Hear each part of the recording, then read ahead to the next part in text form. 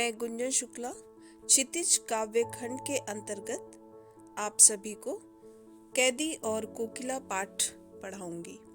आरंभ करने से पहले इसके रचयिता श्री माखनलाल चतुर्वेदी जी के बारे में थोड़ी सी जानकारी प्राप्त कर लेते हैं। हिंदी साहित्य में एक भारतीय आत्मा नाम से प्रसिद्ध माखनलाल चतुर्वेदी जी का जन्म सन 1889 में मध्य प्रदेश के होशंगाबाद जिले के एक गांव बाबई में हुआ।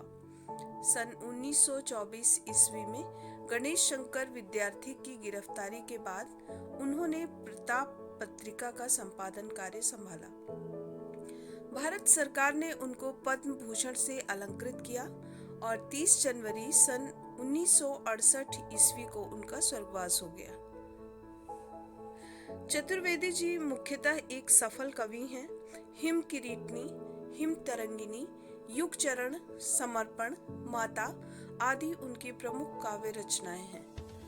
चतुर्वेदी जी की भाषा शुद्ध मानक खड़ी बोली है। उन्होंने प्रायः मुक्तक काव्य लिखा है। वस्तुतः माखनलाल चतुर्वेदी जी का ध्यान भाषा शिल्प की ओर न होकर भाव की ओर अधिक केंद्रित है। राष्ट्रप्रेमी कवि माखनलाल चतुर्वेदी जी ने कैदी और कोकिला कविता में कोयल के माध्यम से पराधीन भारत की जेलों की दुर्दशा का वर्णन करते हुए लोगों से क्रांति करने का आह्वान किया है। कारागृह में बंदी कवि अंधेरी रात में कोयल का मधुर स्वर सुनकर आंदोलित हो उठता है। वह हथकड़ियों को अपना आभूषण मानता है, जेल की यातनाओं को अपना गौरव मानता है। कवि कहता है कि कोकिल समेत समस्त वातावरण कालेपन से भरा हुआ है।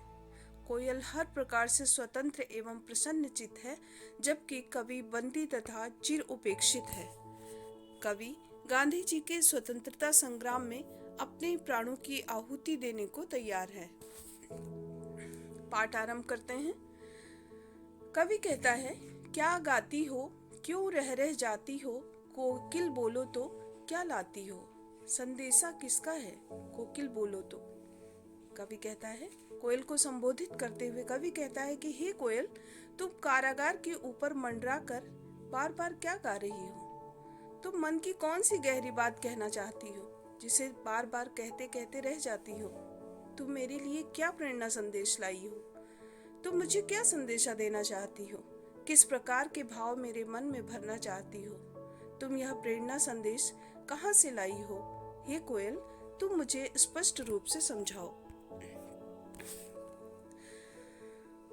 ऊंची काली दीवारों के घेरे में, डाकू चोरों बटमारों के घेरे में, जीने को नहीं देते भरपेट खाना, मरने भी नहीं देते तड़प रह जाना। अंग्रेजों के अत्याचार से परेशान कवि यहाँ पर कोयल को संबोधित करते हुए कह रहा है, मैं यहाँ कारागृह की ऊंची और अंधेरी दीवारों के घेरे में बंदी हूँ। यहाँ डाकू, चोर, राहजनी, जेबकतरे आदि दुष्प्रवृत्तियों वाले लोगों का निवास है।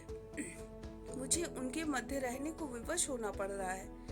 यहाँ जीवन निर्वाह के लिए पेट भर भोजन तक नहीं मिलता। यहाँ तो मरने तक की भी अनुमति नहीं है। ऐसा नारकीय जीवन जीते हुए भी हमें विवश होकर कष्टपूर्ण जीवन जीना पड़ रहा है। जीवन पर अब दिन रात कड़ा पहरा है। शासन है या तम का प्रभाव गहरा है। हिमकर निराश कर चला रात भी काली, इस समय काली माँ मई जगी क्यों आली।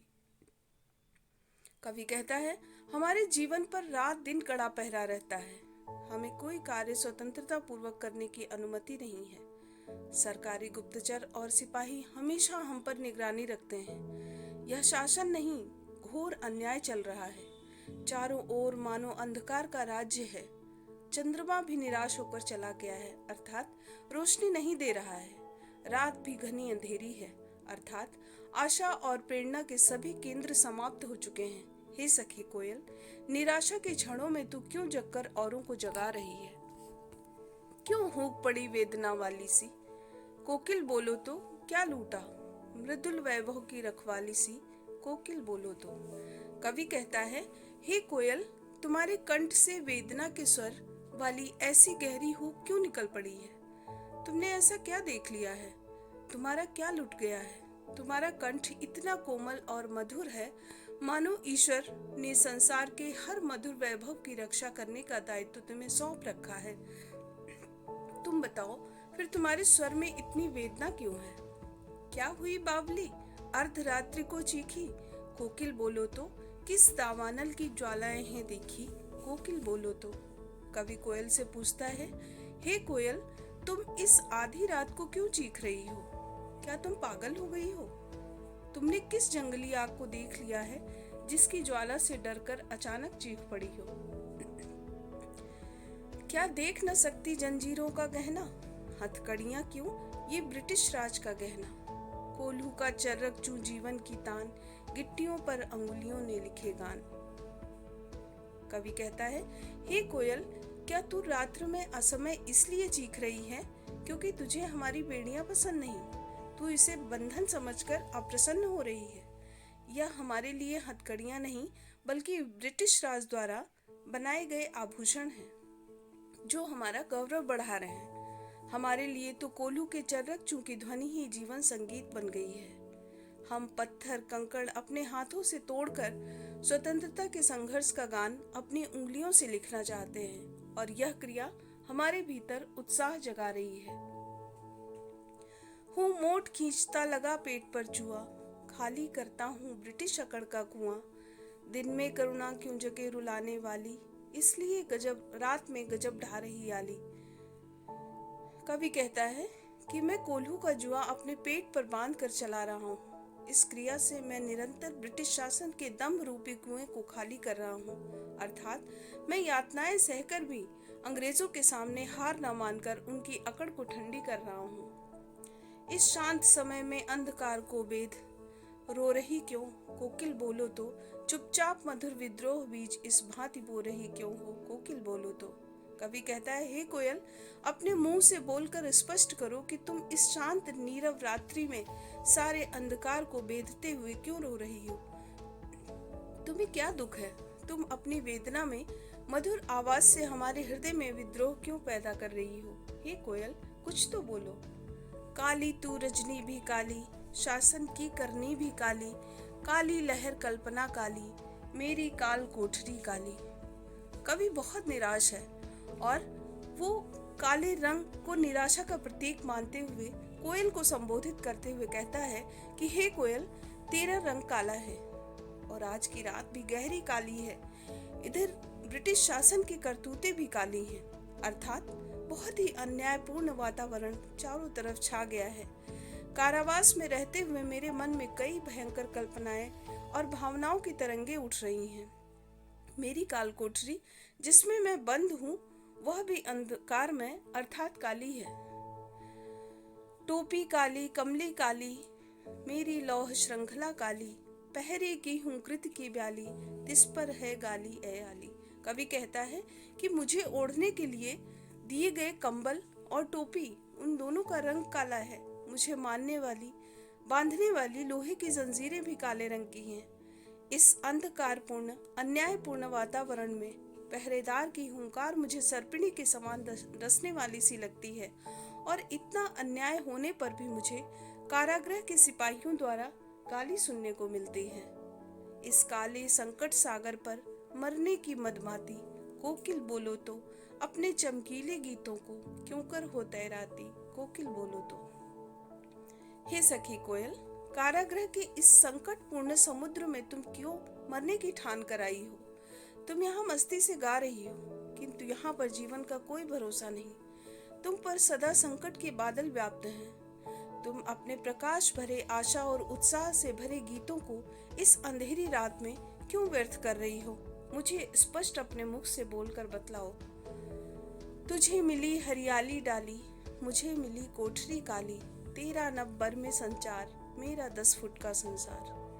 कवि बहुत निराशा से पूर्ण है और वो कोयल से कहता है कि हे कोयल, तुझे बैठने के लिए हरियाली पूर्ण डालियां मिली हैं।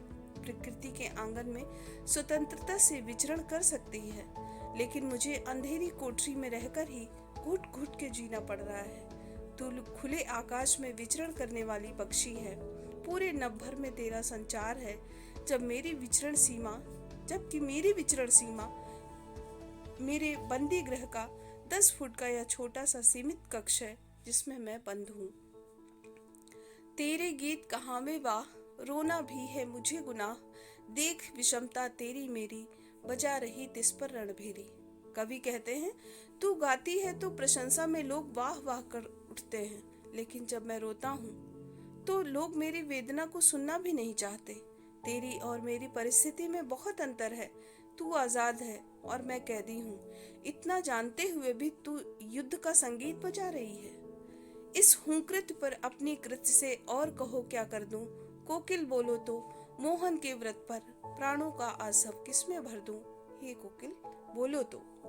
कवि कहता है कि हे कोकिल, मुझे यह बतला, तेरी हुंकार पर मैं और क्या कर सकता हूँ। तू ये जो क्रांति का संदेश देना चाहती है अपने रात्रि में बोल कर, जो तू क्रांतिकारी भावनाएं हम लोगों के अंदर जगाना चाहती है, तेरी प्रेरणा से मैं बंदी गृह में रहकर अपनी ओजस्वी कविताएं तो रच ही रहा हूँ। इसके अतिरिक्त मैं क्या करूँ। मोहनदास करमचंद गांधी के स्वतंत्रता के दृढ़ संकल्प को पूरा करने के लिए मैंने अपनी प्राण शक्ति लगा दी है। और किस दिशा में लगा दूं। हे कोकिल, तुम मेरा मार्गदर्शन करो। धन्यवाद।